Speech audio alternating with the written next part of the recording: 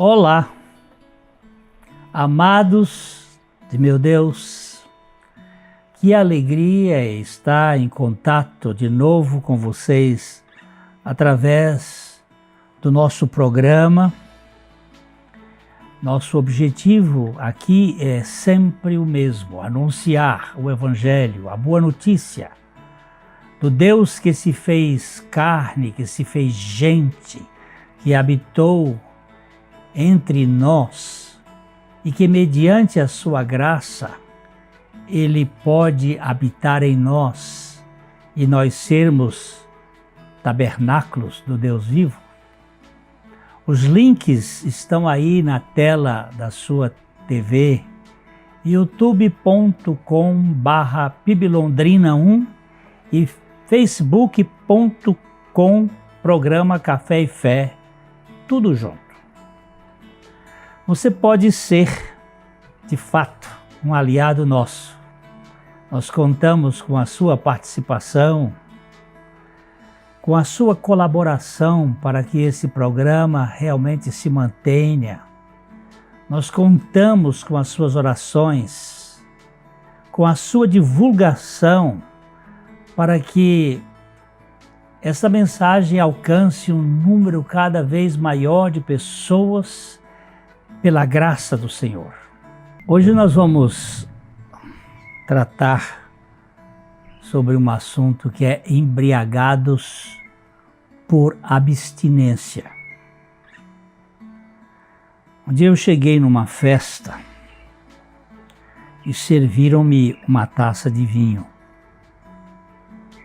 Logo eu passei a circular e encontrei um conhecido de outra igreja.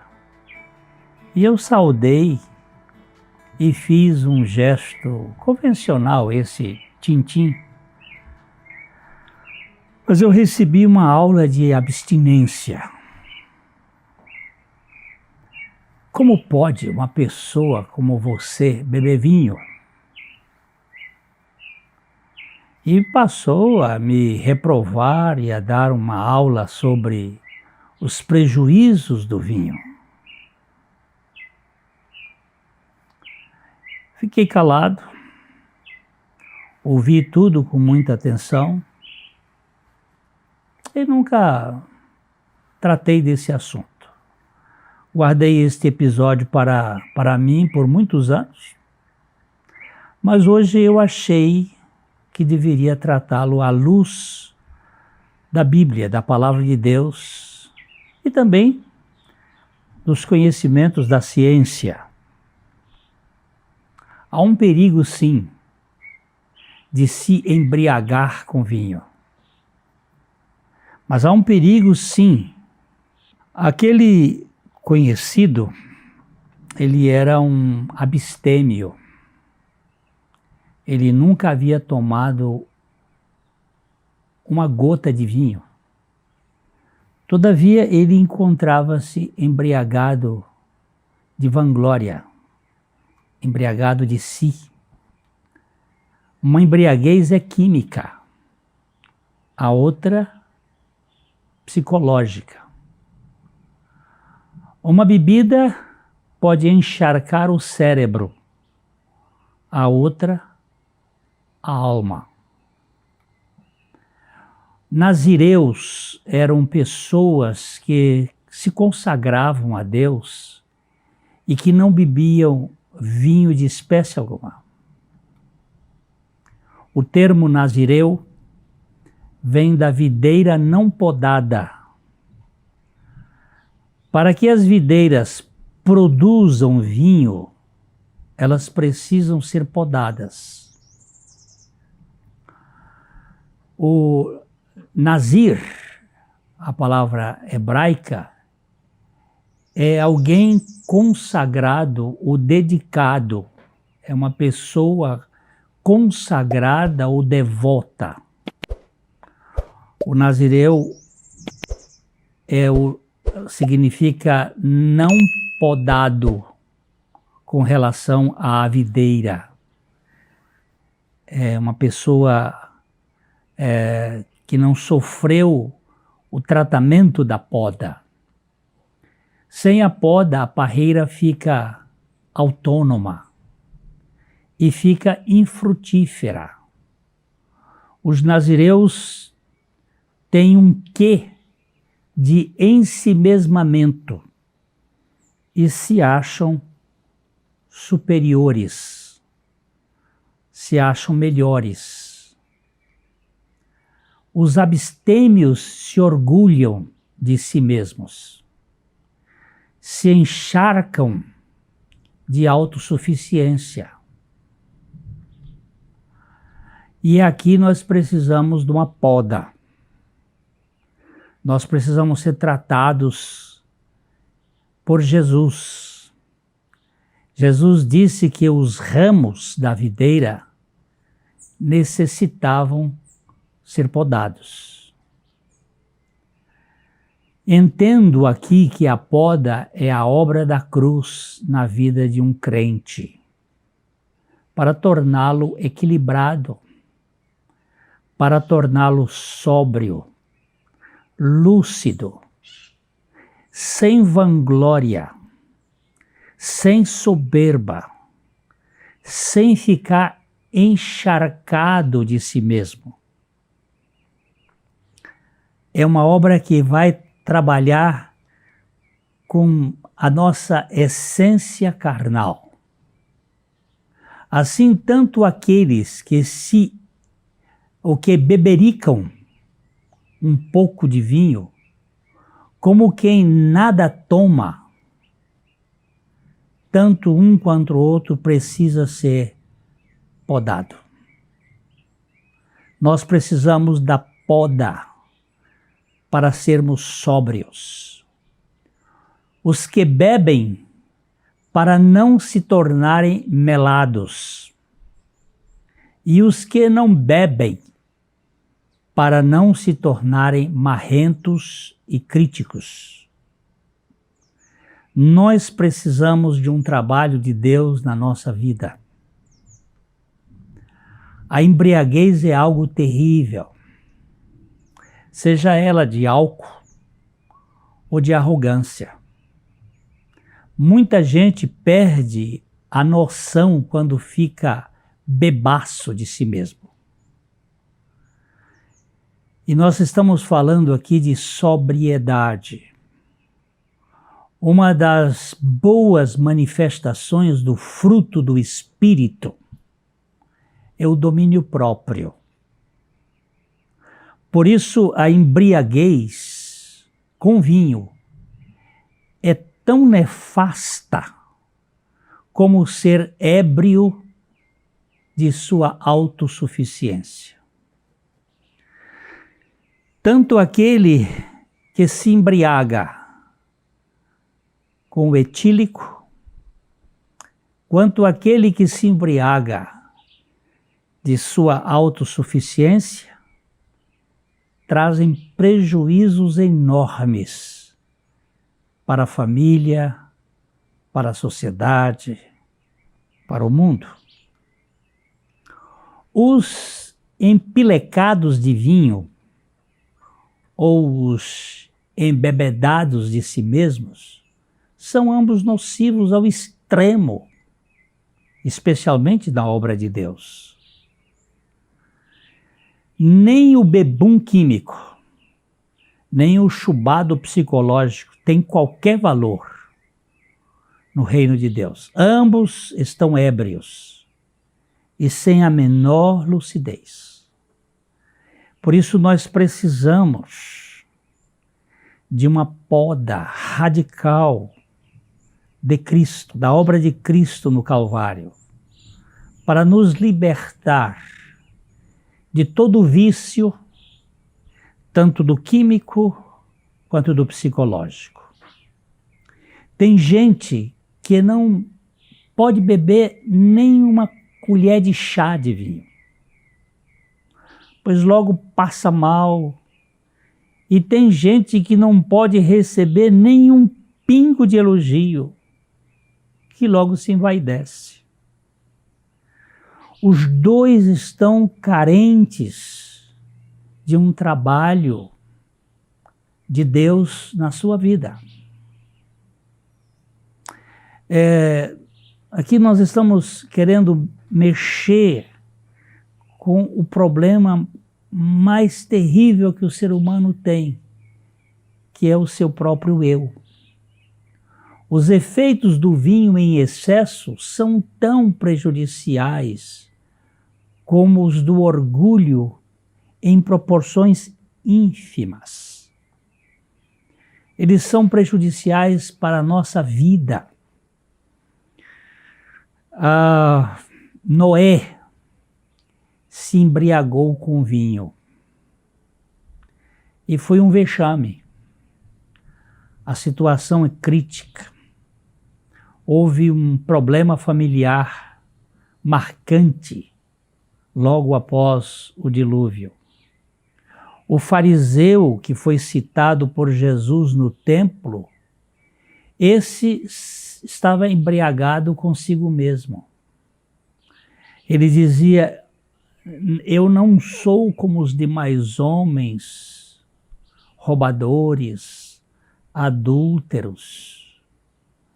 Eu jejuo 2 vezes por semana. E ambos, tanto Noé quanto aquele fariseu, estavam sem equilíbrio, estavam sem moderação, estavam sem domínio próprio. Ambos estavam embriagados.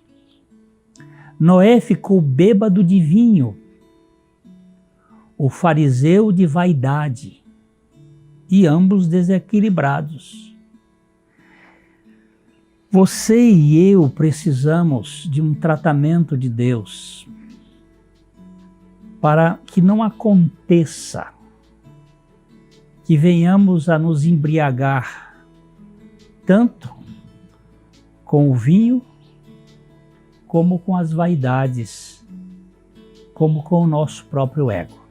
O vinho, em pequena quantidade, ele pode ser útil à saúde. O orgulho, em quantidade ínfima, desqualifica qualquer vida, qualquer pessoa. Os efeitos maléficos de ambos tiram a lucidez, o equilíbrio. O apóstolo Paulo disse aos crentes de Éfeso uma coisa muito importante na carta aos Efésios, no capítulo 5, no verso 18, ele diz: não se embriaguem com vinho, pois ele os levará ao descontrole. Em vez disso, sejam cheios do Espírito Santo. Para sermos cheios do Espírito Santo, precisamos ser vazios de nós mesmos. Precisamos do trabalho da cruz. Precisamos da morte do nosso ego juntamente com Cristo, para que nós possamos ser realmente cheios da lucidez do Espírito Santo. Aqui o apóstolo deixa claro que o perigo da embriaguez química é terrível. Não vos embriagueis com vinho. O exagero da bebida desestabiliza as pessoas e as torna desequilibradas. Mas Paulo também disse a Timóteo: não beba apenas água, uma vez que você fica doente com frequência. Tome um pouco de vinho por causa do seu estômago. 1 Timóteo capítulo 5, verso 23. Temos visto que a orientação do apóstolo parece ser adequada para muitos, mas não para todos. Há pessoas que não podem tomar um dedal de vinho. Mas aqui ele está falando com Timóteo sobre as suas frequentes enfermidades estomacais. Alguns podem se beneficiar de um pouco de vinho para a sua saúde. O resveratrol pode ajudar a diminuir os níveis de colesterol LDL e aumentar o colesterol HDL. Isto em pequenas quantidades ele pode ser benéfico. Mas temos que ser moderados, temos que ser sóbrios. O apóstolo disse um pouco de vinho. No grego é oligos, a palavra. Oligos, pouca quantidade. Nós temos uma palavra em português que é oligofrênico, significa o sujeito que tem pouca inteligência. Nós precisamos de muita inteligência para poder ser sóbrios. Portanto, não se embriaguem com vinho e nem se embriaguem de abstinência arrogante, já que ambas tiram a sobriedade, tiram a humildade. Tanto a bebida da química quanto a bebida da psicológica, elas estão gerando muito adoecimento nas pessoas. Precisamos ser cheios do Espírito Santo. Essa é a grande mensagem da vida sóbria. Este é o grande projeto de Deus para que nós sejamos inteligentes o suficientes para vivermos uma vida que traga equilíbrio. Eu quero deixar claro que eu não estou aqui fazendo apologia à bebida. Não é este o nosso tema, mas contestando qualquer tipo de abuso, seja do vinho, seja da vaidade.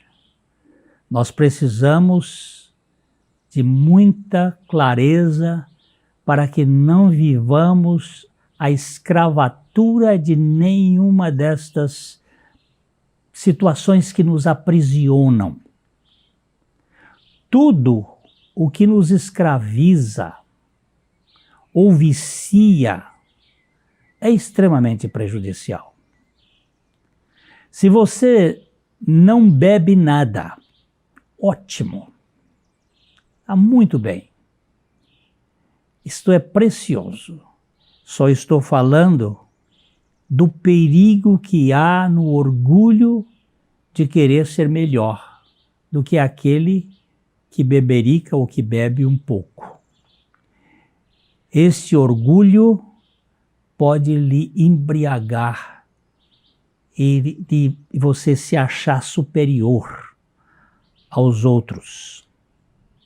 O bêbado químico e o bêbado de si mesmo, ambos são insuportáveis. Por isso mesmo nós precisamos ser podados pela obra de Cristo na cruz do Calvário. Nós precisamos ser tratados na nossa essência. Jesus disse em João capítulo 15, os versículos 5 a 11, o seguinte: eu sou a videira, vós os ramos. Quem permanece em mim e eu nele, esse dá muito fruto, porque sem mim nada podeis fazer. Se alguém não permanecer em mim, será lançado fora à semelhança do ramo e secará. E o apanham lançam no fogo e o queimam. Mas se permanecerdes em mim, e as minhas palavras permanecerem em vós, pedireis o que quiserdes, e vos será feito. Nisto é glorificado meu Pai, em que deis muito fruto, e assim vos tornareis meus discípulos. Como o Pai me amou, também eu vos amei. Permanecei no meu amor. Olha só que coisa mais preciosa.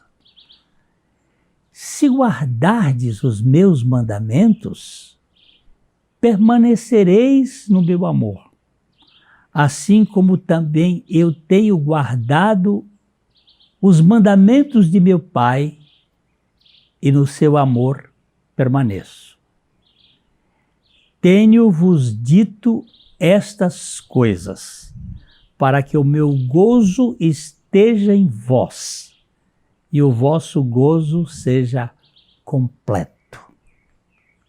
Esse texto aqui, o Senhor Jesus traz a grande mensagem do Evangelho, que é estar em Cristo, é permanecer nele com lucidez e verdadeira alegria.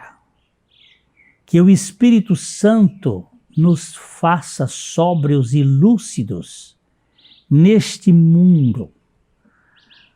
O vinho, na Bíblia, é a figura, é o tipo da alegria. No casamento, nas bodas de Caná da Galileia, Jesus transformou água em vinho. Transformou aquilo que é natural em algo excepcional. Transformou a vida corriqueira numa vida efusiva, uma vida de alegria. E isto mediante a sua graça. Você já experimentou o novo nascimento em Cristo Jesus? Eu não estou perguntando se você é da igreja A, B, C, D. É se você é uma nova criatura, que tem a lucidez do Evangelho e não está embriagado nem com as suas doutrinas, nem com seus conhecimentos, mas está pleno do Espírito Santo e vive a alegria da vida de Cristo. Este é o desejo do nosso coração. A gente fala assim, ó, de coração para coração, para que a vida de Cristo se manifeste na sua existência e você seja uma pessoa lúcida, sóbria e cheia de alegria para a glória do Senhor. Se o Senhor permitir, nos encontramos no nosso próximo programa. Até lá, um grande abraço.